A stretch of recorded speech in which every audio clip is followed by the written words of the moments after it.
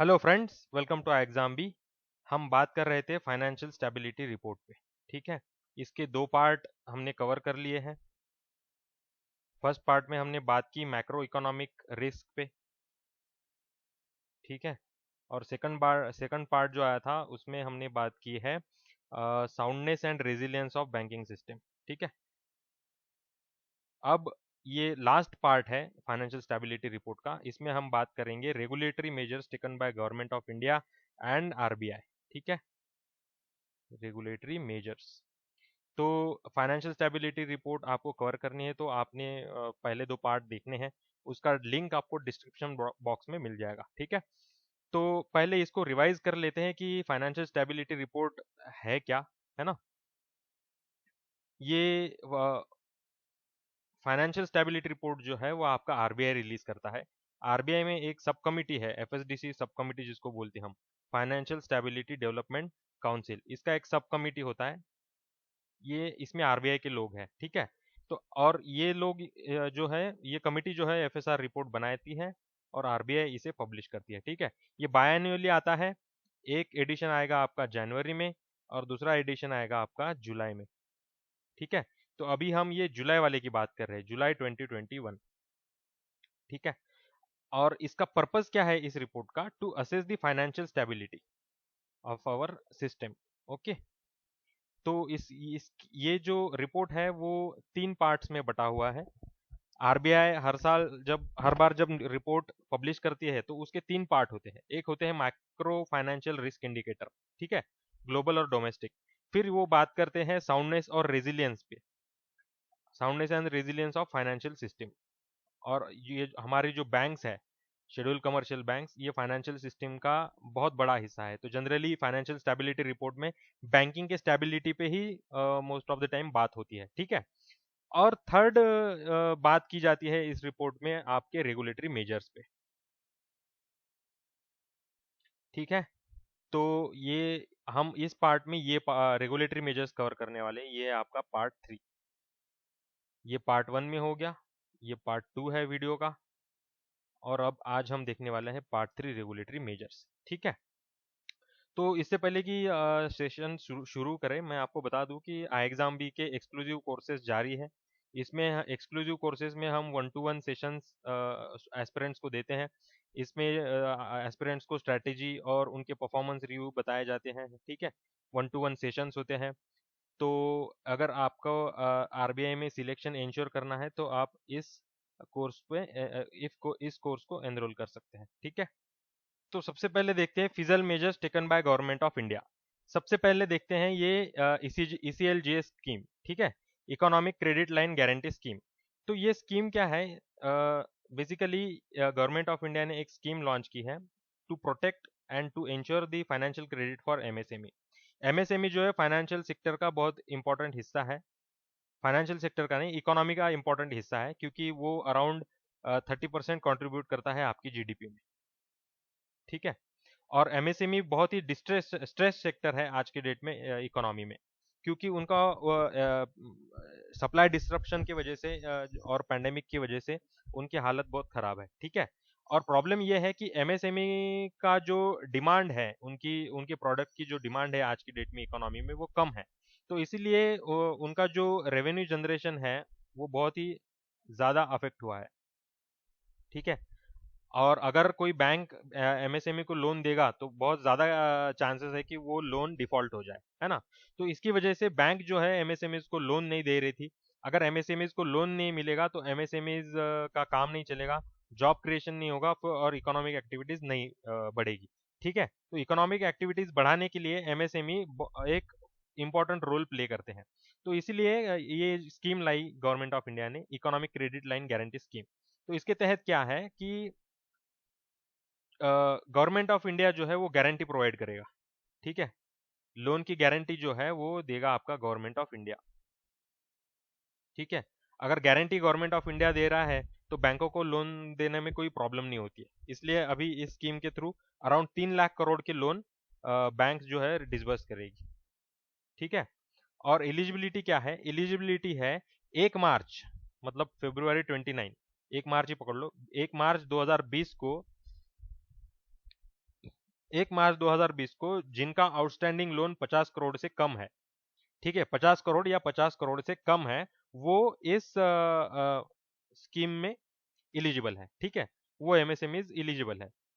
तो इस स्कीम के थ्रू क्या होगा कि एमएसएमईज को लोन मिलेगा। अगर लोन मिलेगा तो उनका बिजनेस चलेगा, और बिजनेस चलेगा तो इकोनॉमिक एक्टिविटी बढ़ेगी। इकोनॉमिक एक्टिविटी बढ़ेगी तो जीएसटी का कलेक्शन भी बढ़ेगा, और जीएसटी का कलेक्शन बढ़ा तो गवर्नमेंट को ज़्यादा लोन लेने की ज़रूरत नहीं, फिर लोन लिया तो फिर इसको इंटरेस्ट देने की ज़रूरत नहीं, ठीक है। बेसिकली ये मोटिव है ईसीएलजीएस का। अब इसका फाइनेंशियल स्टेबिलिटी से क्या संबंध है, ठीक है। फाइनेंशियल स्टेबिलिटी से इसका सीधा संबंध इसलिए है क्योंकि फाइनेंशियल स्टेबिलिटी तभी आएगी ना जब आपका इकोनॉमी का व्हील चलता रहेगा। इकोनॉमी का जो चक्का है अगर वो रुक गया तो फाइनेंशियल स्टेबिलिटी ला के भी क्या करोगे, ठीक है। फाइनेंशियल स्टेबिलिटी तो वैसे भी नहीं आनी, इकोनॉमी नहीं रही तो इकोनॉमी चलती रहनी चाहिए, तब फाइनेंशियल स्टेबिलिटी का कुछ सेंस बनता है, ठीक है। तो वो बेसिक पर्पस है यहाँ पे। फिर आते हैं एनएआरसीएल, ये है आपका दूसरा मेजर गवर्नमेंट ऑफ इंडिया का, इसको बैड बैंक भी हम बोलते हैं, ठीक है। National asset reconstruction company limited, इसको बैड बैंक भी बोलते हैं। तो ये बेसिकली इसका पर्पस क्या है, जो भी एनपीएज है आज की डेट में बैंकों के, वो पैंडेमिक में और भी ज़्यादा बढ़ गए हैं। लगभग 10% के आसपास public sector schedule commercial banks के एनपीएज जा रहे हैं, ठीक है। लास्ट वीडियो में हमने देखा पार्ट 2 में। तो ये जो एनपीएज है ये पैंडेमिक में और भी ज़्यादा बढ़ गया है, और आने वाले दिनों में लगभग 13% के करीब जाने के चांसेस है। तो ये एनपीएस का रिजोल्यूशन बहुत ज़रूरी है। तो एनएआरसीएल क्या करेगा, बैंक का मान लो 100 करोड़ लोन है, एनपीए है 100 करोड़ का, तो ये एनएआरसीएल या फिर बैड बैंक उसको एक्वायर कर लेगी, मान लो डिस्काउंटेड प्राइस पे, मान लो 80 करोड़ में एक्वायर कर लिया। तो 80 करोड़ एनएआरसीएल इनको दे देगा बैंक को। इस बैंक को मान लो ये एसबीआई है, बैंक को 80 करोड़ दे दिया तो एसबीआई का जो बैलेंस शीट था वो क्लियर हो गया। भले ही 20 करोड़ उनको घाटा हुआ हो, लेकिन 100 करोड़ से घाटा करने से अच्छा है 20 करोड़ आपका फ्री हो गया, वो तो मतलब अच्छी बात है ना, विन विन सिचुएशन। तो ये कंसेप्ट है इस एनएआरसीएल के पीछे, ठीक है। और ये बहुत दिनों से चल रहा है, बैड बैंक इस्टेब्लिश करना है, लेकिन फिर अभी जो कोरोना से पैंडेमिक जो चल रहा है उसके वजह से अभी इसको पुश मिल गया, ठीक है। तो ये अगले 1-2 महीने में ये इस्टेब्लिश हो जाएगा, इसका काम भी शुरू हो जाएगा, ठीक है। अब आते हैं नेक्स्ट, रिवोकेशन ऑफ आईबीसी। जब पैंडेमिक लॉकडाउन शुरू हो गया मार्च 2020 में, तो गवर्नमेंट ऑफ इंडिया ने ये जो आईबीसी है, इंसॉल्वेंसी एंड बैंक्रप्सी कोड, इसको है ना सस्पेंड कर दिया था। सस्पेंड क्यों किया, क्योंकि इकोनॉमी ही नहीं चल रही है, पूरा देश बंद है, तो इकोनॉमिक एक्टिविटी नहीं होगी, रेवेन्यू नहीं बढ़ेगा कंपनीज का, तो वो फिर ईएमआई कैसे भरेंगे। तो उनका तो कोई उनका तो कोई दोष नहीं था, पैंडेमिक आ गया, लॉकडाउन हो गया। अगर आईबीसी कोड फिर भी जारी रखते हम, तो उन बैंकों का, उन ऑर्गेनाइजेशंस का, जो भी एमएसएमईज है, कंपनीज है, उनको बेवजह तकलीफ हो जाती, ठीक है। कुछ कंपनीज बंद भी हो जाती। तो इसीलिए गवर्नमेंट ऑफ इंडिया ने 2020 में ये सस्पेंड कर दिया था, इंसॉल्वेंसी एंड बैंक्रप्सी कोड। लेकिन अभी रिसेंटली मार्च 2021 से अभी ये फिर से रिवोक कर दिया है। मतलब आगे से मार्च 2021 के आगे से अभी ये इंसॉल्वेंसी एंड बैंक्रप्सी कोड फिर से ऑपरेशनल हो जाएगा। इसका मतलब क्या है कि जो भी एनपीएज है, जो भी डिफॉल्टर्स है लोन्स में, उनका अभी रिस्ट्रक्चरिंग होगा, या फिर उनके जो असेट है वो लिक्विफाई किए जाएंगे, है ना। उसका मतलब ऑक्शन होगा, और ऑक्शन के थ्रू जो भी पैसा आएगा वो बैंकों को वापस किया जाएगा, जो भी क्रेडिटर्स है जिन्होंने भी उनको लोन दिया है किसी कंपनी को, ठीक है। तो ये रिवोकेशन ऑफ आईबीसी भी फाइनेंशियल स्टेबिलिटी में बहुत मैटर करता है, क्योंकि जो भी डिफॉल्टर्स है इंडिया में, किसी का 100 करोड़ लोन है, किसी का 1000 करोड़ लोन है, कुछ कुछ लोग हैं जो 8-8 हजार करोड़ के लोन डिफॉल्ट कर चुके हैं। तो इतना बड़ा अमाउंट, ये पब्लिक का मनी है, जनरली पब्लिक सेक्टर बैंक का ज्यादा हिस्सा होता है इन लोन्स में, तो ये पूरा पब्लिक का पैसा है। अगर ये ऐसे ही रख गया तो फाइनेंशियल स्टेबिलिटी को प्रॉब्लम हो सकता है ना। तो ये लोन रिजॉल्व करना बहुत जरूरी है, ये पैसा वापस लाना बहुत जरूरी है। जब ये पैसा वापस आएगा, लेंडिंग एक्टिविटीज भी बढ़ेगी, बैंकों के कैपिटल भी फ्री होंगे, ठीक है। ग्रॉस एनपीए में जो प्रोविजन करके रखते हैं बैंक्स, वो भी फ्री होगा, तो फिर मतलब इकोनॉमी में लिक्विडिटी बढ़ेगी तो इकोनॉमिक एक्टिविटीज में भी उसको उसका हेल्प होगा, ठीक है। तो ये बेसिकली पर्पस है revocation of insolvency and bankruptcy code के पीछे, ठीक है। ये सब चीजें फाइनेंशियल स्टेबिलिटी रिपोर्ट में डिस्कस की गई है, तो उसमें का जिस्ट उठा के मैं आपके लिए लाया हूँ, ठीक है। आगे बढ़ते हैं, अभी देखेंगे मेजर्स बाय आरबीआई। आरबीआई ने क्या रेगुलेटरी मेजर्स लिए हैं। ये 3 मेजर्स लिए हैं कस्टमर प्रोटेक्शन में, ठीक है। जो ग्रीवांस रिड्रेस होते हैं, कस्टमर की जो कंप्लेंट होती है रिलेटेड टू उनके लोन्स हो गया या फिर बैंक अकाउंट्स हो गए, ठीक है। उनके जो भी ट्रांजैक्शन होते हैं उनमें कुछ इशू आता है, उसके रिलेटेड कुछ ग्रीवांसेस है, तो वो सब रिजॉल्व करने के लिए आरबीआई ने स्टेप्स उठाए हैं। पहला तो है enhance disclosure of customer complaints. मतलब कस्टमर कंप्लेंट अगर जितनी भी आती है एसबीआई में, पीएनबी में, बैंक ऑफ बड़ौदा में, यूनियन बैंक ऑफ इंडिया में, आईसीआईसीआई में, तो उन्होंने क्या है इम्प्रॉम्प्टू मतलब ट्रांसपेरेंसी लाना है उसमें, और प्रोएक्टिवली वो जो कंप्लेंट्स है उसको डिस्क्लोज करना है, ठीक है। तभी आरबीआई को पता चलेगा कि लोगों के क्या ग्रीवांसेस है, वो रिड्रेस हुए या नहीं हुए, ठीक है। फिर आता है मॉनेटरी डिसइंसेंटिव। मॉनेटरी डिसइंसेंटिव मतलब क्या है कि जो भी कंप्लेंट लोगों ने फाइल की है, उस कंप्लेंट को रिजॉल्व करने के लिए जो पैसा लगेगा वो बैंकों से वसूल करेंगे, ठीक है। बैंकों की वजह से वो प्रॉब्लम आई है तो बैंक ही वो पैसा देगा, उसको बोलते हैं मॉनेटरी डिसइंसेंटिव, एक तरह का पेनल्टी हो गया ये, ठीक है। नेक्स्ट है आपका intensive review of grievance redress mechanism. Intensive review मतलब ग्रीवांस रिड्रेस मैकेनिज्म मतलब ये है कि बैंकों का, इंडिविजुअल बैंकों का जो भी ग्रीवांस रिड्रेसल मैकेनिज्म होगा उसका रिव्यू किया जाएगा पीरियोडिकली, और अगर उसमें कुछ लूप होल देखने को मिलते हैं तो फिर उसको रेक्टिफाई करके बैंकों को बोला जाएगा कि ऐसा करो आप, ये भी रेगुलेटरी नॉर्म्स का एक हिस्सा है ना। तो ये फाइनेंशियल स्टेबिलिटी में बहुत जरूरी है, क्योंकि कस्टमर का ट्रस्ट अगर बना नहीं रहता है फाइनेंशियल सिस्टम में, तो फाइनेंशियल स्टेबिलिटी का कुछ मतलब नहीं है ना। तो ये पूरा जो स्टेप्स लिए हैं आरबीआई ने, वो लिए हैं कस्टमर ट्रस्ट जो होता है उसको इंश्योर करने के लिए, है ना। और लोगों के बहुत ज़्यादा फ्रॉड्स में हो सकता है, या फिर बैंक अकाउंट्स में बहुत ज़्यादा पैसा पड़ा हुआ रहता है, अगर उनके कुछ ग्रीवांसेस है और पैसा अटका पड़ा है, उनके उनके काम नहीं होंगे, तो उससे डिमांड भी अफेक्ट होती है इकोनॉमी में। अगर इकोनॉमी में डिमांड अफेक्ट होती है तो फाइनेंशियल स्टेबिलिटी को भी उससे धक्का पहुंचता है, ठीक है। तो ये कंसेप्ट है इसके पीछे। फिर आगे बढ़ते हैं, फिर आते हैं सेंट्रलाइज पेमेंट सिस्टम।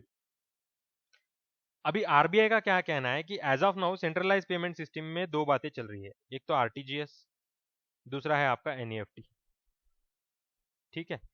अब आरबीआई का ये कहना है कि इसके अलावा जो पेमेंट सिस्टम इंडिया में चल रही है, यूपीआई, ठीक है, ये आज की डेट में इन दोनों से ज्यादा इंपॉर्टेंट बन गई है, ठीक है। अभी रिसेंटली आरबीआई गवर्नर का फाइनेंशियल इंक्लूजन पे स्पीच हुआ है, ये आरबीआई की वेबसाइट पे आपको मिलेगा, फाइनेंशियल इंक्लूजन।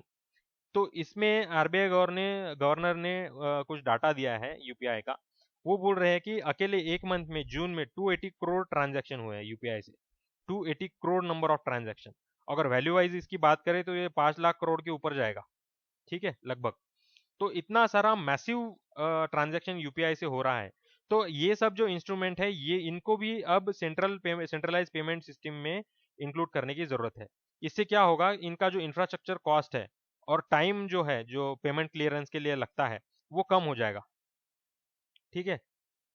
वो कम हो गया, मतलब यूपीआई पेमेंट जो भी चला रहे हैं, गूगल पे, फोन पे, ये जो भी प्लेयर्स चला रहे हैं, उनका पैसा, उनको अगर पैसा कम लगता है तो उतना ज्यादा पैसा और वो इन्वेस्ट कर सकते हैं सर्विसेज इंप्रूव करने के लिए। तो उससे क्या होगा, फाइनेंशियल इंक्लूजन भी बढ़ेगा और फाइनेंशियल स्टेबिलिटी भी आएगी।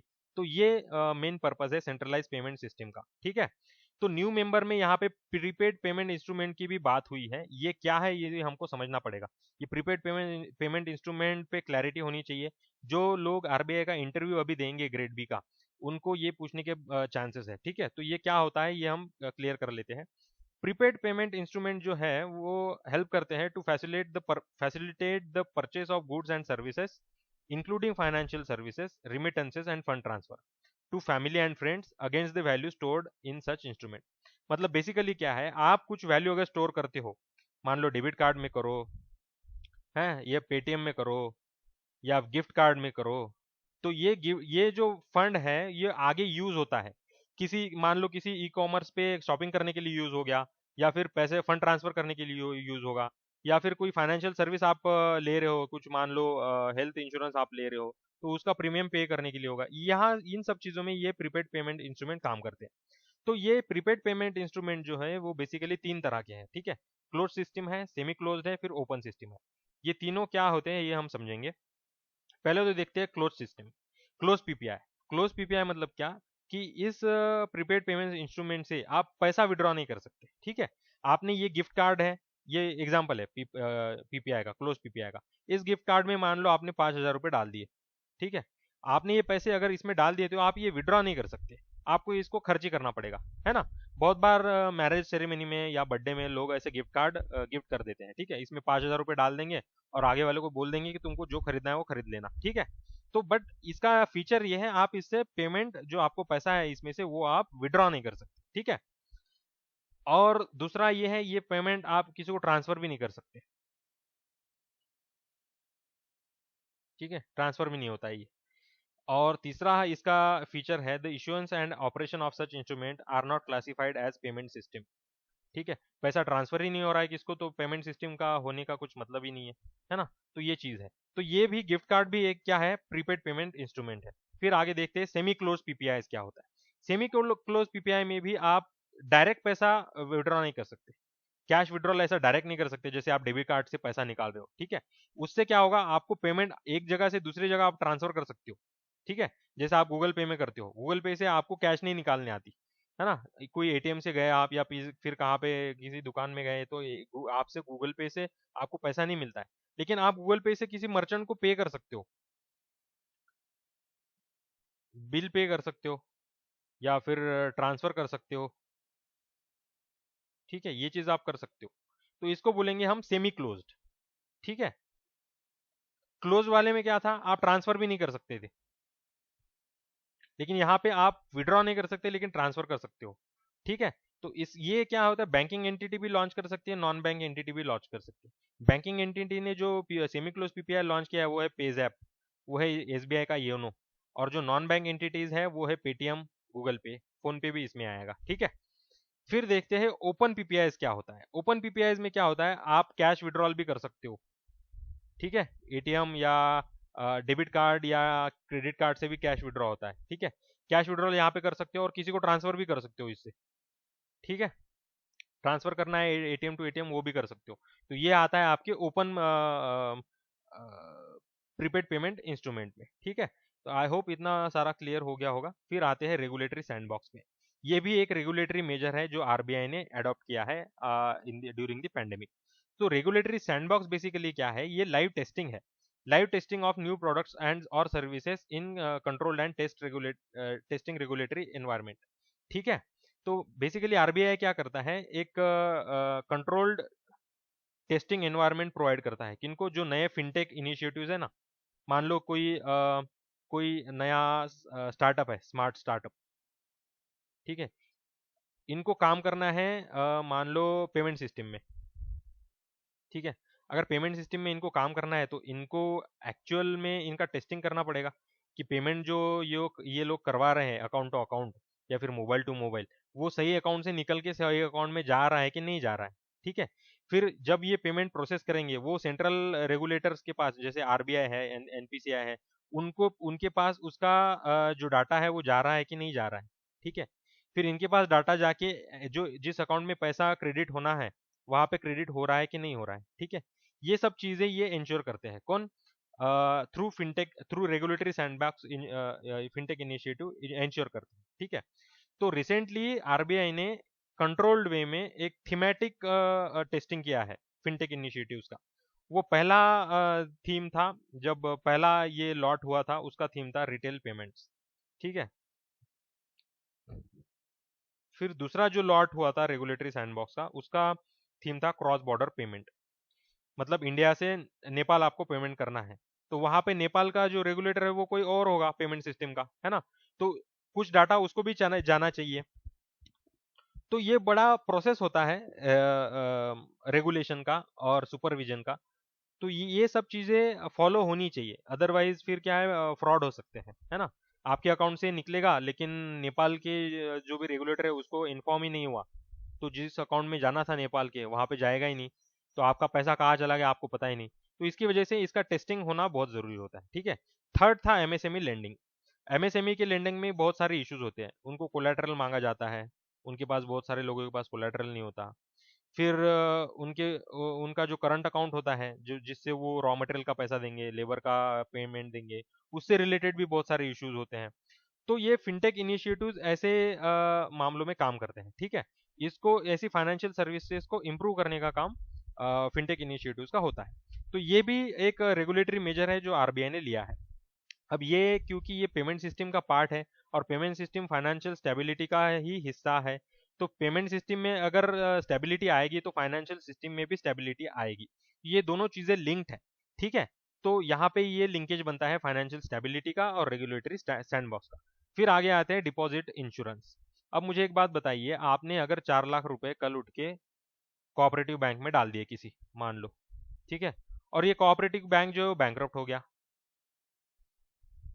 या मान लो आपने येस बैंक जैसे किसी कोऑपरेटिव बैंक में या फिर पीएमसी बैंक जैसी किसी कोऑपरेटिव बैंक में आपने 4 साढ़े 4 लाख रुपए 10 लाख रुपए रख दिए, और वो बैंक कल उठ के बैंकरप्ट हो गया, तो आपका तो पैसा डूब गया।